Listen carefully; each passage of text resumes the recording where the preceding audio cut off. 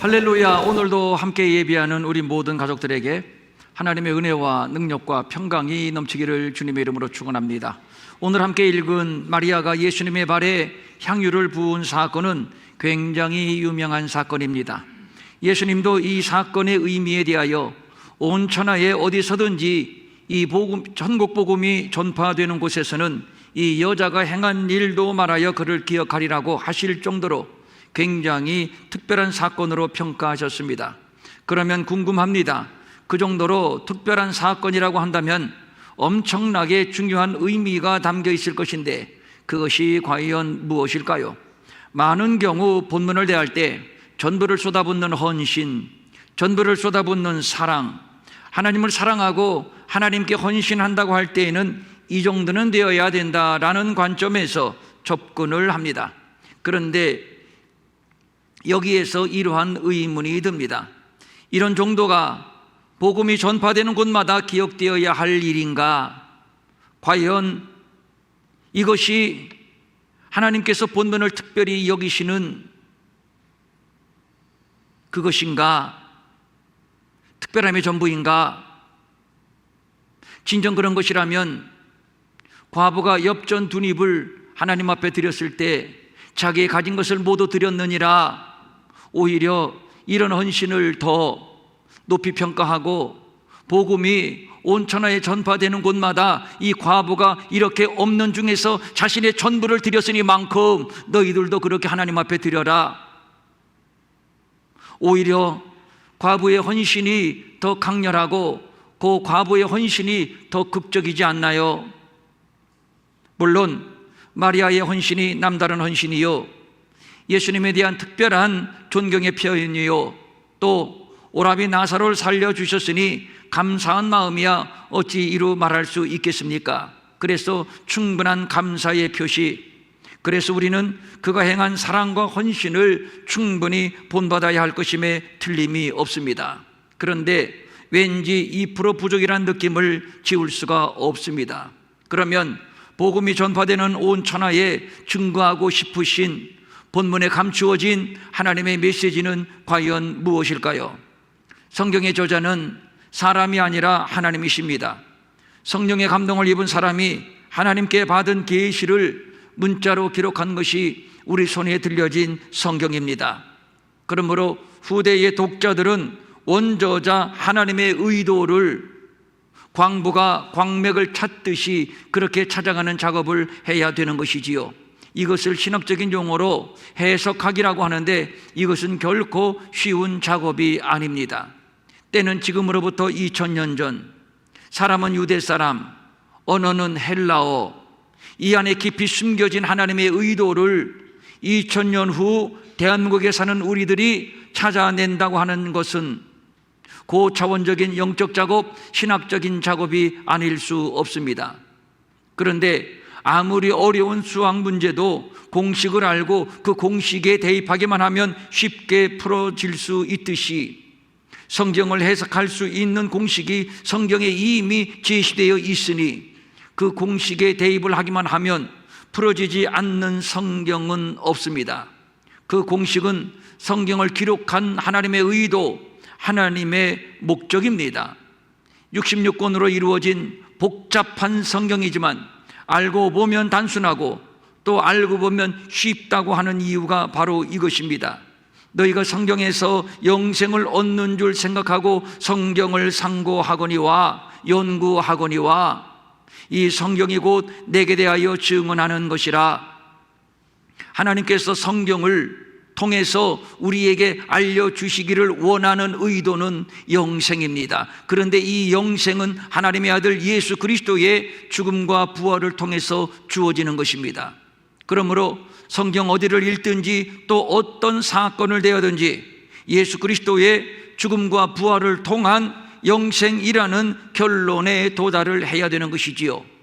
만약에 그렇지 않다면 주의 이름으로 선지자 노릇을 하며 또 주의 이름으로 귀신을 쫓아내며 또 주의 이름으로 많은 권능을 행하였어도 그때에 내가 그들에게 밝히 말하되 내가 너희를 도무지 알지 못하니 불법을 행한 자들아 내게서 떠나가라 하리라.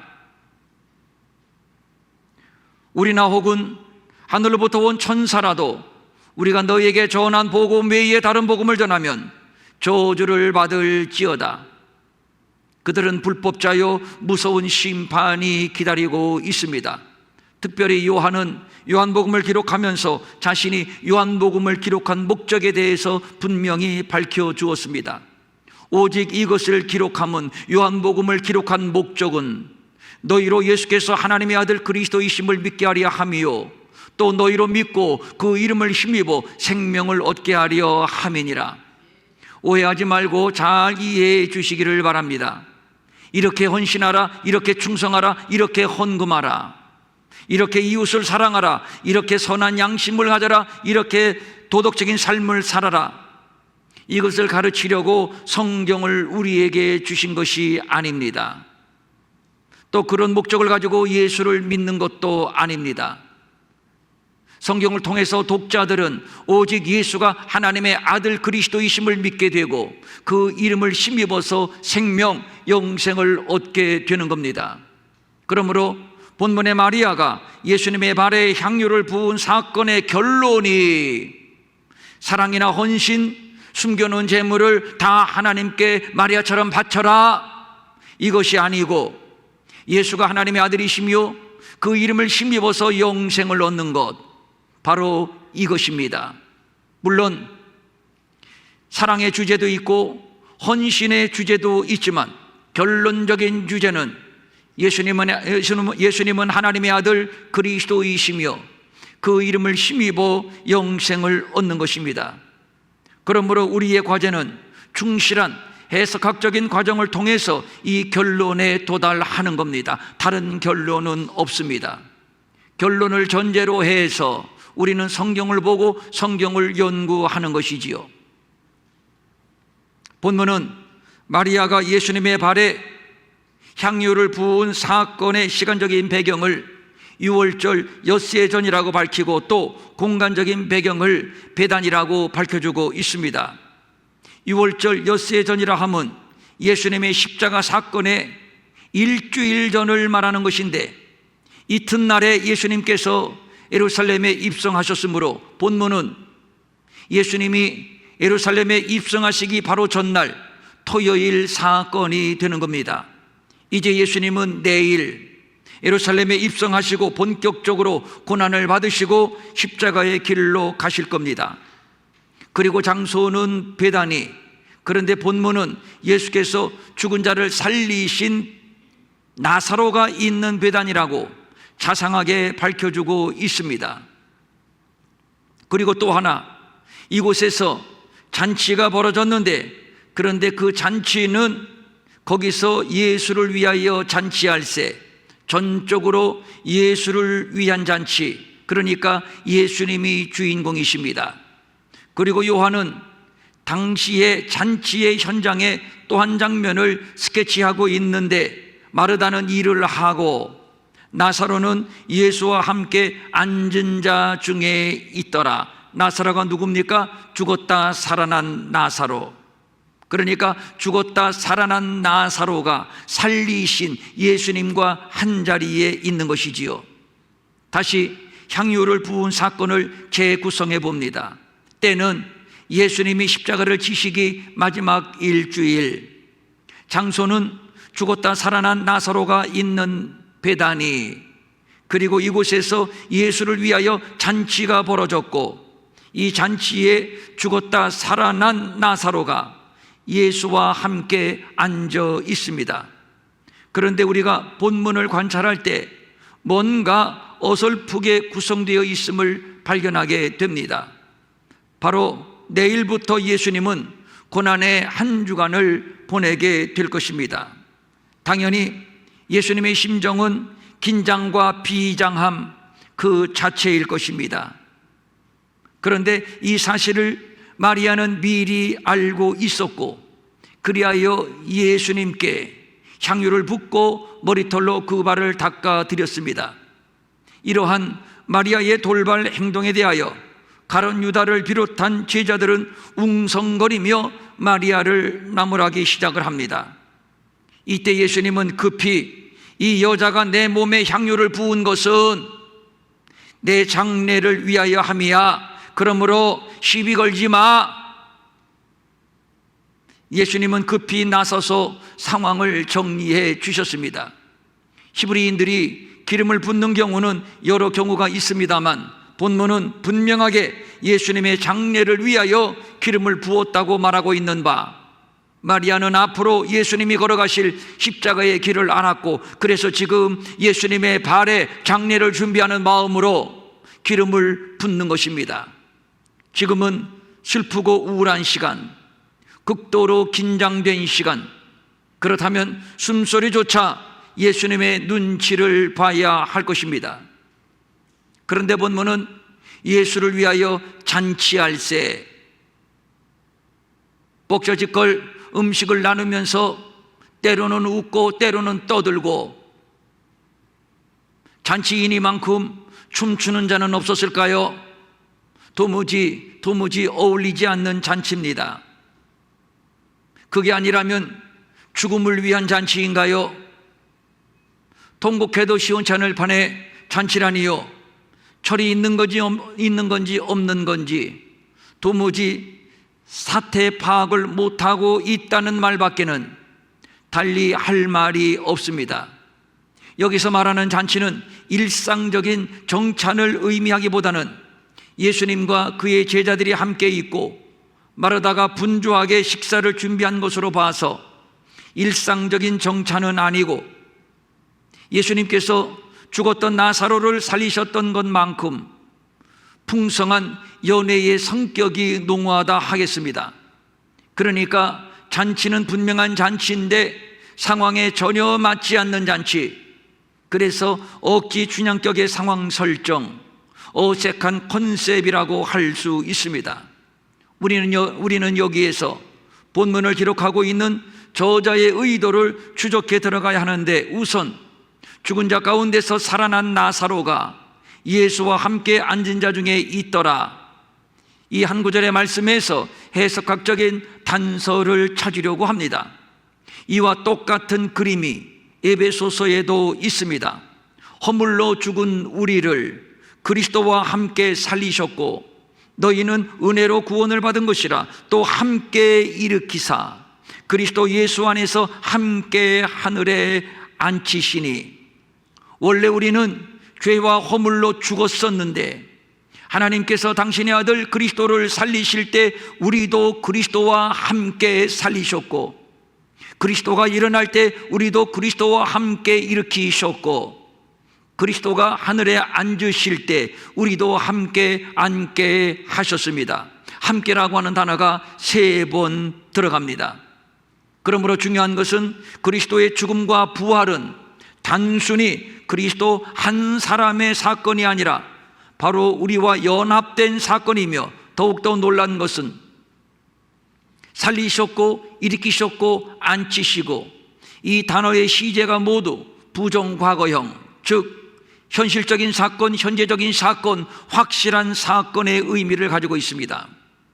그러므로 내일부터 시작되는 예수님의 고난, 죽음, 부활은 예수님만의 사건이 아니라 우리 모두의 사건임을 암시하고 있는 겁니다. 우리는 그리스도와 함께 못 박혔습니다. 그리스도와 함께 죽었습니다. 뿐만 아니라 그리스도와 함께 부활했습니다. 그리고 우리는 훗날 그리스도와 함께 하늘잔치에 참여하게 될 것입니다. 이것은 의심할 수 없는 분명한 사실, 분명한 현실. 이에 대하여 바울은 말합니다. 너희는 은혜로 구원을 받은 것이라. 내 수고, 내 공로는 하나도 없는 100%, 120% 전적인 하나님의 은혜, 하나님의 선물임을 말하고 있는 것이지요. 그런데 본문을 보면 어색한 그림이 또 있습니다. 잔치의 주인공이라고 한다면 물론 예수님의 공로를 높이 인정하지만 당연히 죽었다 살아난 나사로가 되어야 할 것입니다. 그런데 본문은 잔치의 주인공은 나사로가 아니라 예수님이라고 분명히 밝히고 있습니다. 예수를 위하여 잔치할세, 예수가 주인공입니다. 어딘지 어색합니다. 나사로가 축하를 받아야 하고 나사로를 위하여 잔치를 벌여야 하는 것 아닌가요? 굳이 예수님이 등장해야 한다면 특별 초청 옵저버 정도일 것입니다. 그런데 본 잔치는 예수님을 위한 잔치, 예수님이 주인공이 되시는 잔치입니다.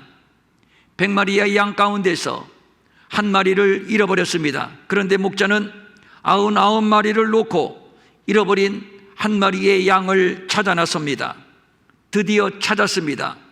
그때 목자는 말합니다. 나의 잃은 양을 찾아내었노라 하리라. 이와 같이 죄인 한 사람이 회개하면 하늘에서는 회개할 것이 없는 의인 99으로 말미암아 기뻐하는 것보다 더하리라. 하나님의 기쁨이요 하나님께 영광이요 하늘에서의 잔치입니다. 지금도 하늘에서는 잔치가 벌어지고 있습니다. 큰 소리로 외쳐 이르되 구원하심이 보좌에 앉으신 우리 하나님과 어린 양에게 있도다. 구원받은 사람이 구원하신 하나님과 어린 양을 향해서 큰 소리로 올려드리는 찬송, 경배, 영광, 예배를 말하는 것 무엇입니까? 잔치입니다. 주체할 수 없는 구원의 기쁨, 큰 잔치입니다. 예배는 구원받은 자가 구원한 분을 향해서 올려드리는 경배와 찬송이요 그분을 위해서 배설한 예배가 되는 것입니다. 이제 예수님은 십자가의 길로 가실 겁니다. 하나님의 아들이 불법 재판을 받으실 것이고 죄인들로부터 매를 맞고 욕을 먹고 살점이 뜯어지고 피를 흘리며 십자가의 길로 가실 것입니다. 그리고 마침내 해골의 골짜기 골고다로 올라가실 것이며 그리고 그곳에서 예수님은 죽으실 겁니다. 아버지, 아버지, 어찌하여 나를 버리시나이까? 아버지께로부터도 버림을 받고 돌아가시게 될 겁니다. 철저히 버림받음, 완전한 죽음. 그러나 분명한 것은 예수님은 다시 부활하실 것이며 그로 인해서 모세의 율법과 선지자의 글과 시편을 통해서 예언된 예수가 곧 우리의 주님이시요 우리의 그리스도가 되심이 분명히 입증이 될 것입니다. 우리의 범죄함을 인하여 죽으셨지만 또한 우리를 의롭다 하시기 위하여 부활하심, 저를 믿으면 멸망치 않고 영생을 얻음, 우리를 거듭나게 하사 산소망이 있게 하심, 우리로 하여금 새 생명 가운데 행하게 하심. 그리고 또 중요한 것은 그리스도께서 죽은 자 가운데서 다시 살아나사 잠자는 자들의 첫 열매가 되셨도다. 예수를 죽은 자 가운데서 살리신 이의 영이 너희 안에 거하시면 그리스도 예수를 죽은 자 가운데서 살리신 이가 너희 안에 거하시는 그의 영으로 말미암아 너희 죽을 몸도 살리시리라. 우리도 예수님처럼 부활한다는 부활의 보증이 되어 주셨습니다. 그러므로 예수님의 예루살렘의 입성 그리고 일주일 동안의 고난, 이것은 분명 부활을 전제로 하는 것이요 드디어 사단의 머리를 짓이겨버리고 자기 백성을 죄와 사망에서 구원하는 구원의 대로가, 시온의 대로가 구축되는 한 주간이 될 것입니다. 이제 만백성이 이 길을 따를 것이며 만백성 수많은 영혼들이 예수님이 가신 이 십자가의 길, 이 십자가로 말미암아 구원을 받게 될 것입니다. 그런 의미에서 예수님은 반드시 십자가의 길로 가셔야만 합니다. 그리하여 우리의 그리스도가 되시며 우리의 대제사장이 되시며 우리의 왕이 되셔야 합니다. 이러한 인류사적 대사건의 전야제가 바로 오늘 베다니에서 예수님과 함께하는 잔치라고 할 수 있는 것이며 마리아는 이 잔치의 하이라이트로 예수님의 발에 기름을 붓는 것입니다. 그러니까 마리아의 기름 부음은 예수의 그리스도 되심, 대제사장 되심, 왕이 되심을 고백하는 신앙 고백이요, 또 만백성에 선포하는 신앙 고백이 되는 것입니다. 그런데 이것은 쉽게 믿을 수 있는 얘기가 아닙니다. 삼류소설인가요? 아이들의 만화 공상영화인가요? 죽은 자가 어떻게 살아납니까? 어떻게 이것을 믿으라는 것입니까? 믿을 만한 것을 믿으라 해야지, 죽은 자가 어떻게 살아나며 어떻게 그가 우리의 주, 우리의 그리스도, 우리의 왕이 된단 말입니까? 어림도 없는 일입니다. 예수는 그저 처녀의 몸에서 태어난 천박한 청년일 뿐입니다.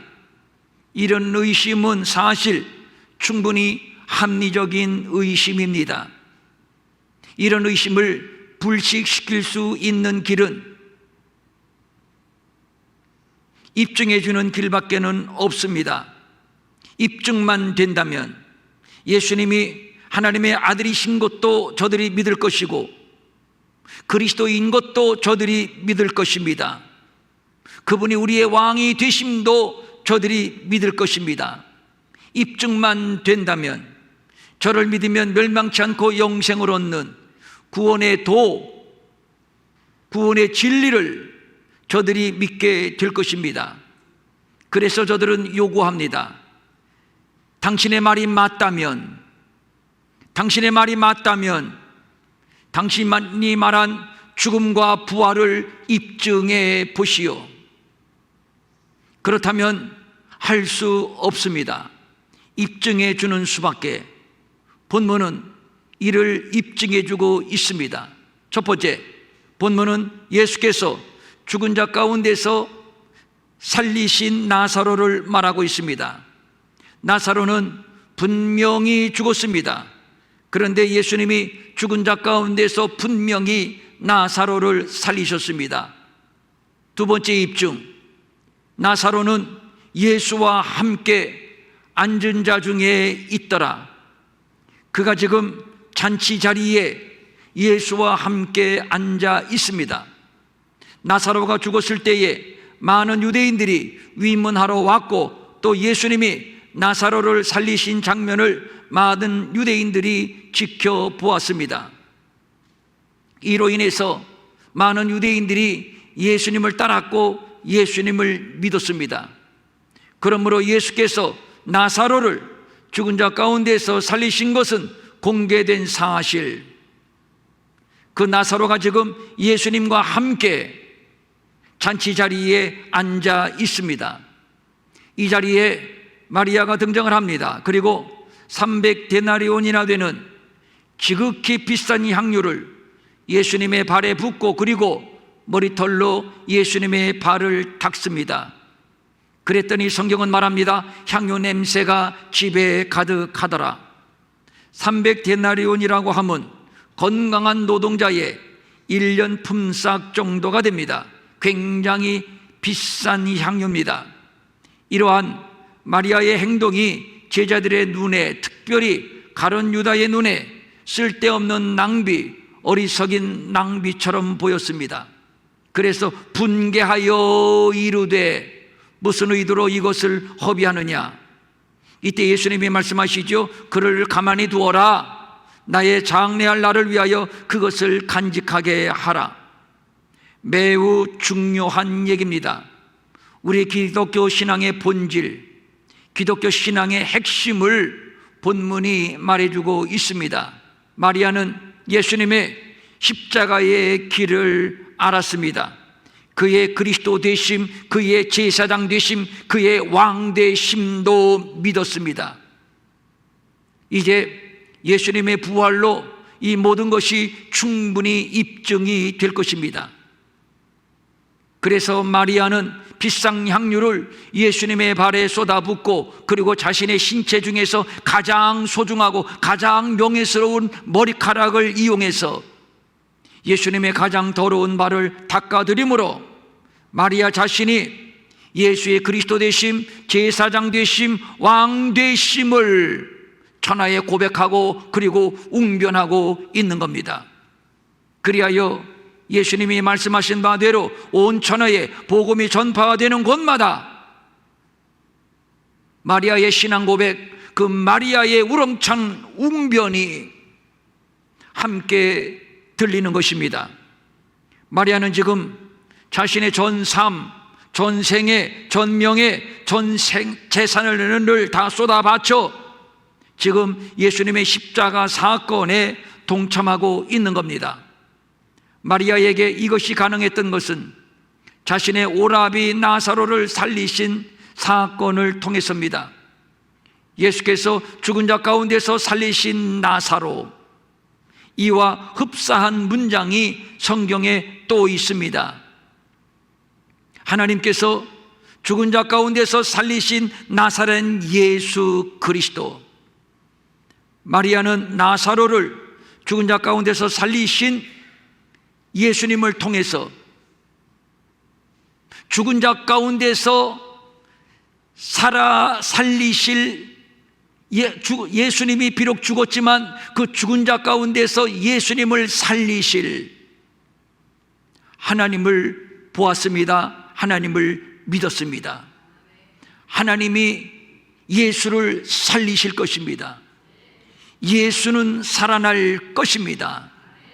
그리하여 그는 우리의 그리스도가 될 것이고 대제사장이 될 것이고 왕이 될 것입니다. 여기 나사로가 이를 입증하고 있습니다.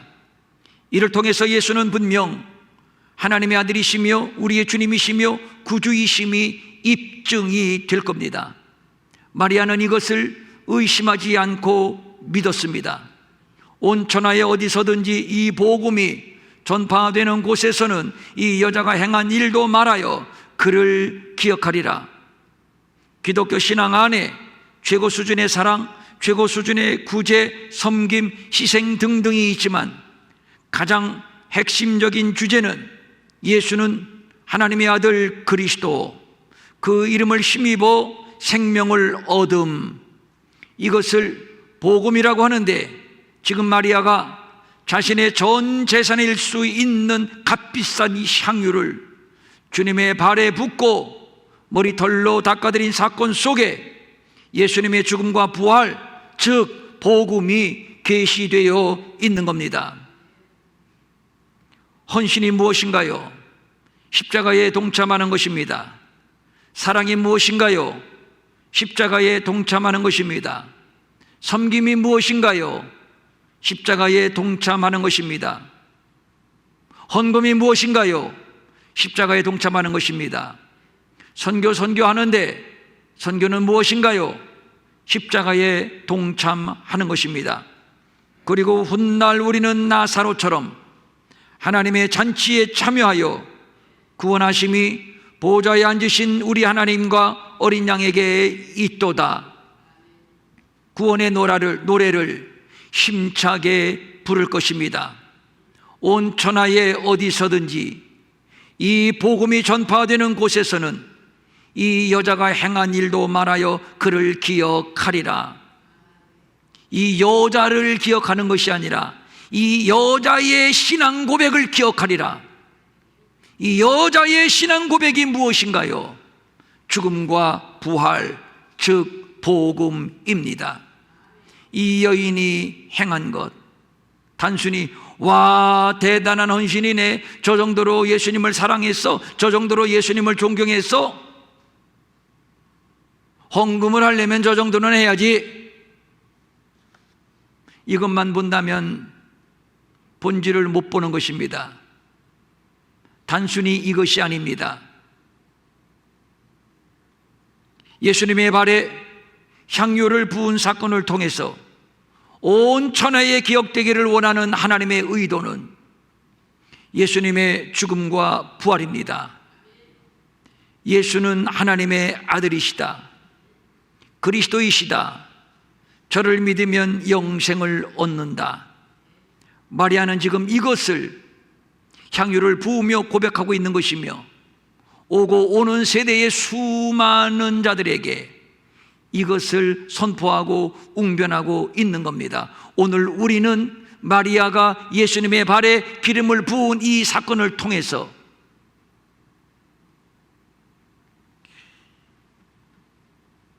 그의 이 우렁찬 신앙 고백, 웅변을 듣고 있는 겁니다.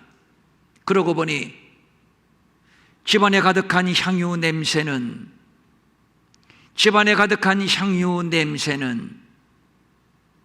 십자가의 냄새입니다. 보혈의 냄새입니다. 구원의 냄새입니다. 감격과 감사의 노랫소리, 바로 그 냄새입니다. 이 냄새가 우리에게서 풍겨나가고, 이 냄새가 우리 가정에 넘쳐나고, 우리 교회에 넘쳐나고, 마리아가 오늘 우리를 향해서 웅변하듯이 예수는 그리스도로 고백하는 우리의 신앙 고백이 열방 땅끝 모든 백성, 모든 족속들에게 전파될 수 있기를 주님의 이름으로 축원합니다. 축원합니다. 아멘. 일어나셔서 찬송합니다.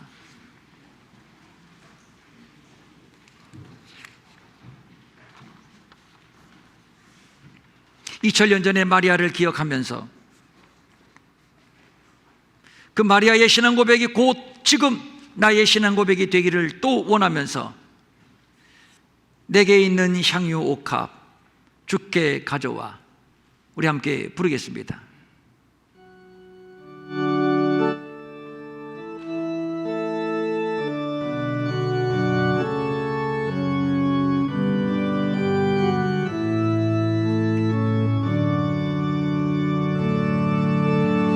내게 있는 향유옥합 주께 가져와, 구발하에 입 맞추고 깨뜨립니다.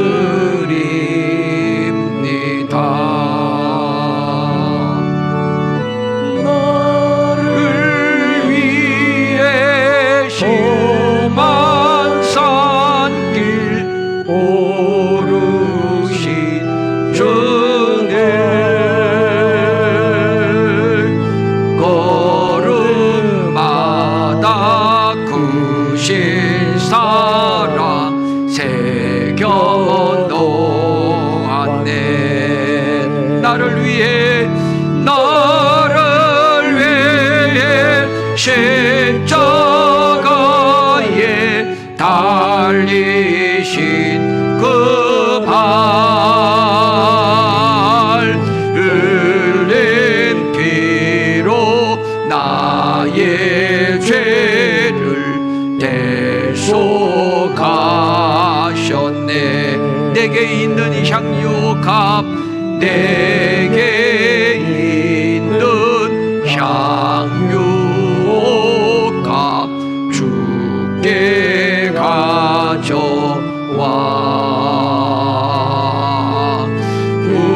구발 위에 입 맞추고 깨뜨립니다.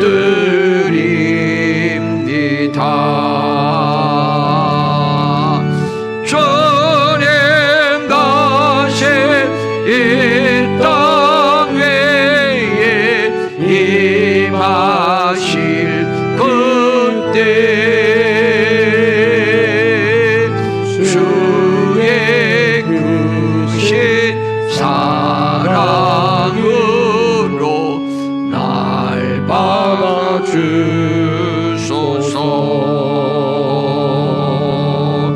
주님 다시 이 땅 위에 임하실 때에 주의 크신 사랑으로 날 받아주소서.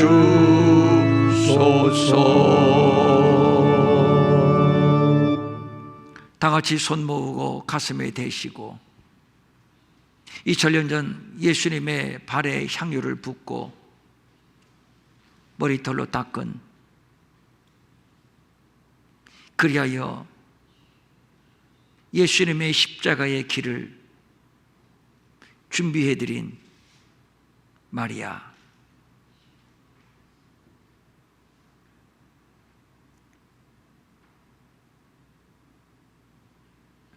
온 천하의 복음이 전파되는 곳에 이 여자의 행한 일을 기억하여 전파하리라.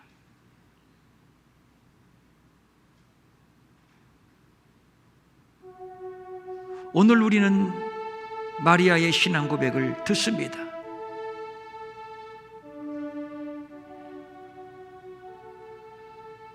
예수는 그리스도이시다. 예수는 우리의 왕이시다. 봐라, 예수님은 죽었지만 부활하셨지 않느냐?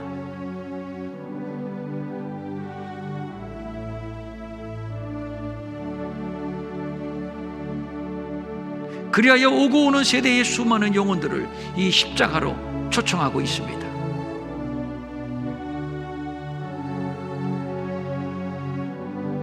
이 마리아의 신앙 고백을 들은, 이 마리아의 전도의 메시지를 들은 수많은 영혼들이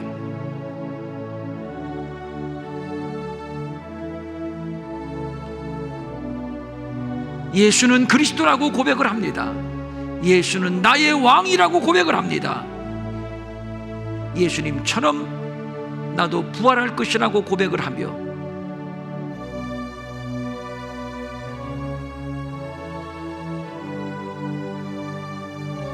하늘 잔치에 참여하고 있습니다.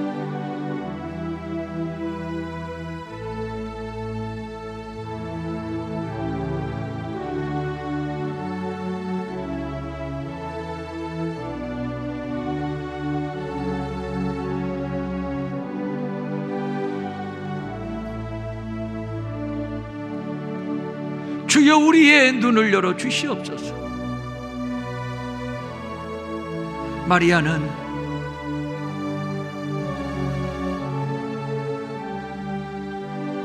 예수님이 부활하시기 전에 이미 그 부활을 보았고 부활을 믿었고,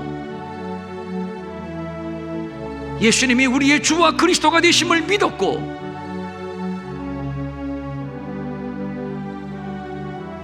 예수님의 발에 기름을 붓는 그 신앙 고백적 행위를 통해서 오늘 우리를 이 십자가로 초청하고 있음을 우리가 보고 있습니다.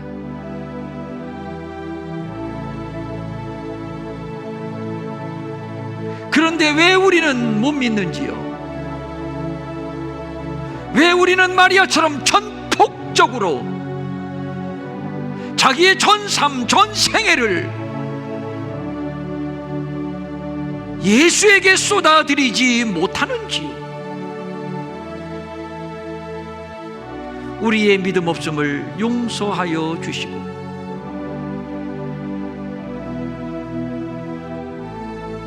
우리도 2000년 전에 마리아가 갔던 그 길을 따라가게 하여 주시옵소서.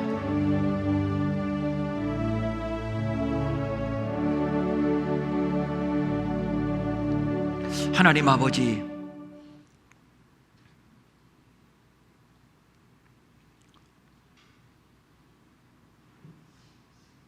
하나님이 오늘도 우리의 영혼을 향해서 간절히 호소하는 메시지, 예수는 하나님의 아들이다, 그리스도다, 저를 믿으면 멸망치 않고 영생을 얻는다.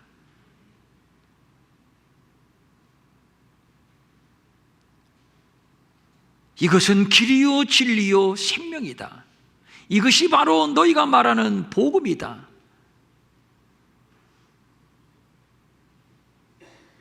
주여 이 귀한 그리스도의 비밀이, 구속의 비밀이 들려지게 하시고 깨달아지게 하시고,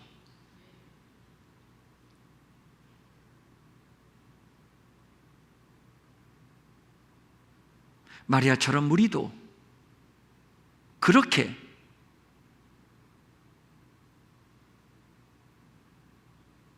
예수님의 죽음과 부활에 동참하는, 그래서 복음이 전파되는 땅끝까지 우리를 통해서 이 십자가 복음이 증거되게 하여 주시옵소서. 이 구원의 향유가, 냄새가 예수님의 보혈의 냄새가 우리 가정, 우리 교회 열방 가운데 진동하게 하시고, 모든 영혼들이 이 구원의 잔치에 참여하게 하여 주시옵소서. 마리아처럼, 나사로처럼 간절한 소망을 가지고 각종 예물을 주님 앞에 올립니다. 이 예물 받아주시고,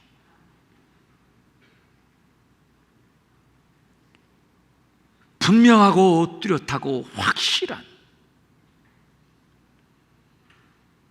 마리아처럼 이 신앙 고백 위에 서게 하옵소서. 직접 와서 드리든지 혹은 인터넷으로 드리든지 하나님이 이미 받으신 줄로 믿습니다. 마리아 같은 하나님께 영원히 기억되는 마리아 같은 그 믿음을 우리에게 더하여 주시옵소서. 마음은 원이지만 가진 것이 없어 드리지 못해 민망히 여기는 성도들을 위로하시고, 저들에게도 물질 주셔서 한 가지로 주님 앞에 바치며 쓰며 도우며 사는 풍성함이 있게 하여 주시옵시고, 우리 몸에 붙어있는 모든 질병과 병만은 떠나갈지어다, 떠나갔음을 선포하노라. 이제는 우리 주 예수 그리스도의 은혜와 하나님 아버지의 무한하신 사랑과 성령님의 감동하시고 위로하시고 안위하시고 능력 주시고 형통케 하심이,